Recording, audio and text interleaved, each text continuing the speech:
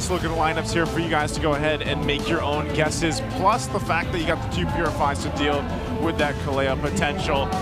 Let us know what you guys think. Who's it going to be, Aurora or Onic? Let's pass it to the casters for Game 3. With the scores equalized and some power picks coming through in the draft, who's going to get one step closer to match point? Aurora versus Onic, game number 3 coming your way. Action brought to you by Brigida, Rockhart, and Leo. Quick thoughts about the Selena, because Renoir alluded to the Kimmy. Could have been in mid, but again, this is Super Friends we're talking about. That's true. I mean, I really like the Selena here just because it feels so powerful and had Super Friends, but doesn't it feel like he kind of got a little bit forced into it if you think about it with how they're drafting this? Yeah, I think in general, or like at a surface level, that's what I'd also immediately assume. But like Onic Philippines, they've had this history of just going for these very mechanically that they need to be really well coordinated kind of lineups. They used to go for the Jaw and Selena, which I feel posed this similar question in the regular season, and this is kind of really close to that same pattern, right? The Kalea into the Selena, so they might make it work. And it comes down to playing what you know. Something tells me there was a discussion and the Kimmy was a legit option. It's just the Superfam decides, Prince, whatever you're comfortable with, let's make it work. Game 3 finally upon us. Aurora, early start. 200 gold lead, forcing a flicker from Prince. Ooh, that was very nasty shots here. Forcing flicker as well is a pretty big resource, especially for a Selena, which usually you would use that to really take out the target. Yeah, Brusco will be having a huge responsibility in this game. Like, he has to protect multiple members of Onic Philippines, or primarily Keller later on, but for now it's Super Friends. And they're just playing it so aggressively! Oh, look at that, Brusco as well. Man, Demon Kite is... You can feel it, right? You can feel the bloodlust in Demon Kite right now. Because really, how often do you get your hands on a Fanny? Yep. And it's this pick really that defined how Onic could play around with the remaining 5 picks, not just 3 or 4. The 5 picks, the whole draft, they had to cater to answering Demon Kite's Fanny, which opened up for the Jawhead, which opened up for the Harriet, even the CC. So now, lane to lane, you could say that maybe that mid trio is where Onic struggles. How about the sides? Yeah. Sides are pretty much what you would definitely want to go for if you just want the way to manage things out, not necessarily directly winning. And that's in terms of the gold lane. They are going to definitely go for the farm later on, but the CC definitely is supposed to have a great time in terms of the EXP lane. But there, we will be seeing some assistance from King Kong, however, so they get to include Kirk as they set up for this turtle. Yeah, that turtle is going to be pretty solid for Onic. I don't think there's any danger immediately unless Strategy does stuff like this. Look at that. It's Brusco up on front, zoning it up as much as he can for King Kong to take it with the Retribution. Demon Kite missing out on a few cables here, but there you go. Tsunami Slam slows them down only for a moment, going down to the Kalea, but the rest of the team from Onic is actually in trouble. What? Oh my goodness. King Kong gets thrown back to the Wolves. In comes the rest of Aurora. Oh, it's a maniac! What? Mr. Consistent with the perm. He's feeling himself. Gets a maniac to open up game number 3. The bottom. Oh!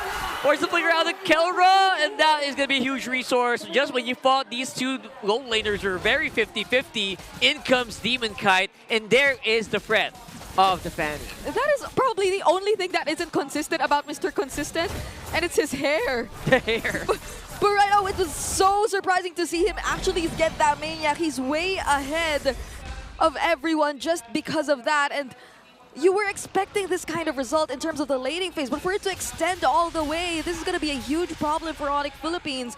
Aurora can be playing it a lot more aggressively than they are. Tit for tat.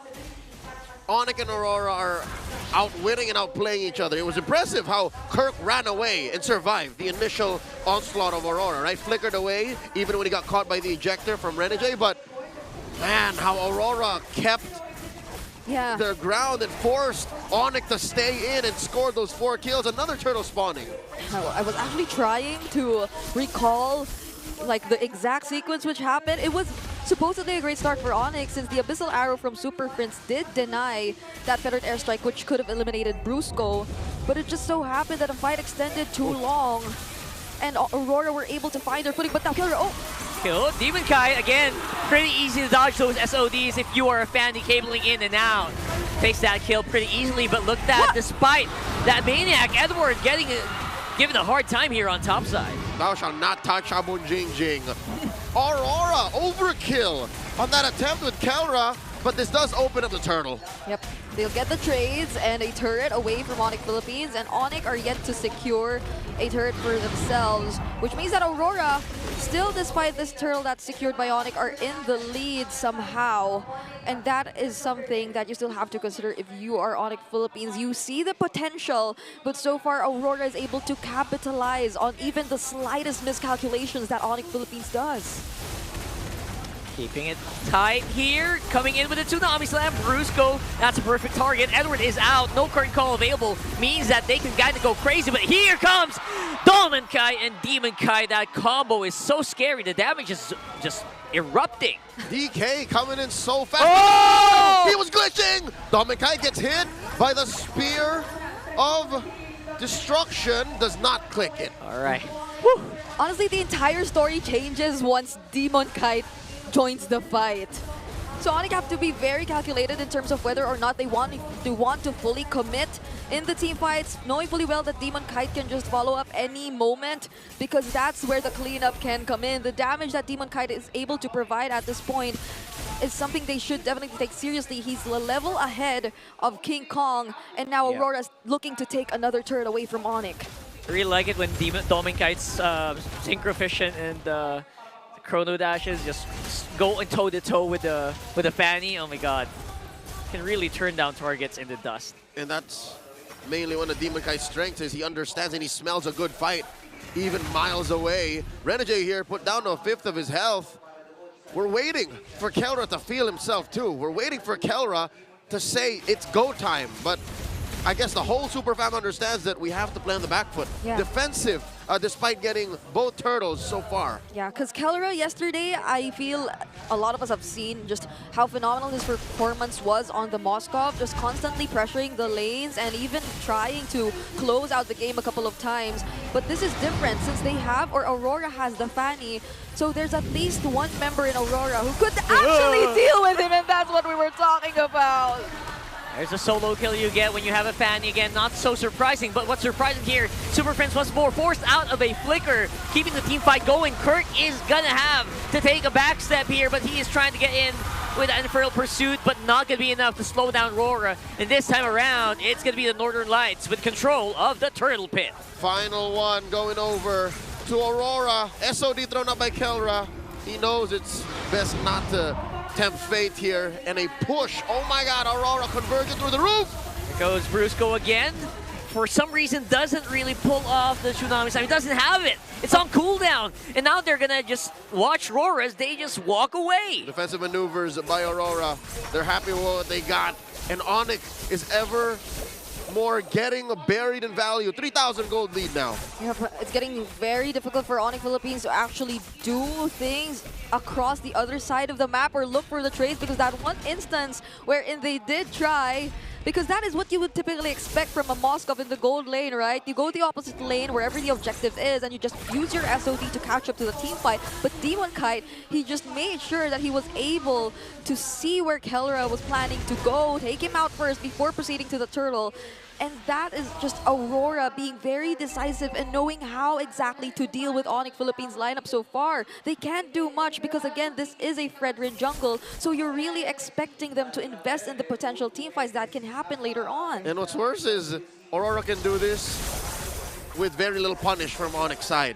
Onic can commit to, again, that Fredrin, can protect Kelra. And Aurora, if ever it fails, they can just move. They can just go elsewhere. Yeah, and again, it's all... the Tsunami Slam is just so crucial here because it's basically the only reliable source of CC they have aside from Energy Eruption. So are you going to use it on Demon Kite?